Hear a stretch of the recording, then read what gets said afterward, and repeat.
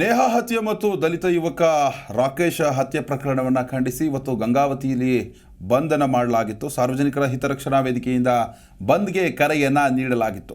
ಬಂದ್ ಕರೆ ಹಿನ್ನೆಲೆ ಬಸ್ ನಿಲ್ದಾಣ ಇವತ್ತು ಖಾಲಿ ಇತ್ತು.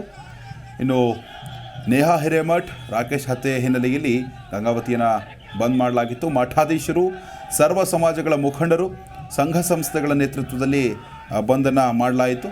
ಸಾವಿರಾರು ಕಾರ್ಯಕರ್ತರು, ಹಿಂದೂ ಕಾರ್ಯಕರ್ತರು ಕೂಡ ಭಾಗಿಯಾಗಿದ್ದರು. ಪ್ರತಿಭಟನಾ ಮೆರವಣಿಗೆಯಲ್ಲಿ ಸಾವಿರಾರು ಜನ ಭಾಗಿಯಾಗಿ ಈ ಹಂತಕರೇನಿದ್ದಾರೆ ಅವರಿಗೆ ಉಗ್ರವಾದ ಶಿಕ್ಷೆಯನ್ನು ನೀಡಬೇಕು, ರಾಜ್ಯ ಸರ್ಕಾರ ಶೀಘ್ರದಲ್ಲೇ ಕ್ರಮ ಕೈಗೊಳ್ಳಬೇಕು, ಇಂಥವರನ್ನು ಗಲ್ಲಿಗೇರಿಸಬೇಕು ಅಂತ ಹೋರಾಟಗಾರರು ಆಗ್ರಹಿಸಿದ್ದಾರೆ.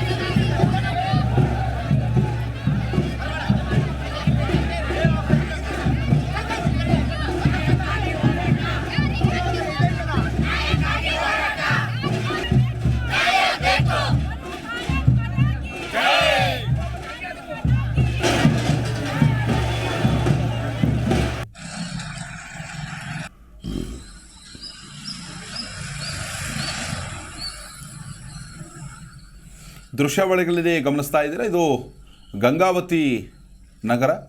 ಇವತ್ತು ಗಂಗಾವತಿಯಲ್ಲಿ ಬಂದ್ಗೆ ಕರೆ ನೀಡಲಾಗಿತ್ತು. ಪ್ರಮುಖವಾಗಿ ನೇಹಾ ಹಂತಕ ಹಾಗೂ ಈ ರಾಕೇಶ್ ಎಂಬಾತನನ್ನು ಏನು ಕೊಲೆ ಮಾಡಿದ್ದಾರೆ, ಈ ಆರೋಪಿಗಳಿಗೆ ಕಠಿಣ ಮತ್ತು ಕ್ರೂರ ಶಿಕ್ಷೆಯನ್ನು ನೀಡಬೇಕು, ತಡ ಮಾಡಬಾರ್ದು ಅನ್ನೋ ಒಂದು ನಿಟ್ಟಿನಲ್ಲಿ ಆಗ್ರಹಿಸಿ, ಇಂತಹ ಪ್ರಕರಣಗಳು ಮತ್ತೆ ಮರುಕಳಿಸಬಾರ್ದು ಅಂತ ಆಗ್ರಹಿಸಿ ಇವತ್ತು ಬಂದ್ಗೆ ಕರೆ ನೀಡಲಾಗಿತ್ತು. ಬಂದ್ಗೂ ಕೂಡ ವ್ಯಾಪಕ ಬೆಂಬಲ ವ್ಯಕ್ತವಾಗಿದೆ. ಈಗ ಸದ್ಯಕ್ಕೆ ಅಂಗಡಿ ಮುಂಗಟ್ಟುಗಳನ್ನು ಮುಚ್ಚಿ ಈ ಒಂದು ನೇಹಾ ಹತ್ಯೆ ಮತ್ತು ರಾಕೇಶ್ ಹತ್ಯೆಯನ್ನು ಖಂಡಿಸಿರುವಂಥದ್ದು ಅಲ್ಲಿರುವಂತಹ ಜನ, ಹಿಂದೂಪರ ಸಂಘಟನೆಗಳು, ಅನೇಕ ಮಠಾಧೀಶರು, ಸಾವಿರಾರು ಜನ ಈ ಒಂದು ಪ್ರತಿಭಟನಾ ಮೆರವಣಿಗೆಯಲ್ಲಿ ಭಾಗಿಯಾಗಿದ್ದಾರೆ. ಸರ್ವ ಸಮಾಜಗಳ ಮುಖಂಡರು ಕೂಡ ಭಾಗಿಯಾಗಿದ್ದಾರೆ.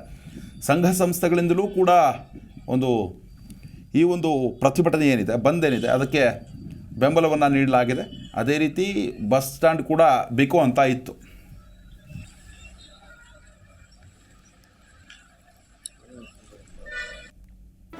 ಜಿ ಕನ್ನಡ ನ್ಯೂಸ್ ಈಗ ನಿಮ್ಮ ಮನೆಯಲ್ಲೇ ನೋಡಿ. ಎಲ್ಲ ಕೇಬಲ್ಗಳಲ್ಲಿ ಈಗ ಲಭ್ಯ.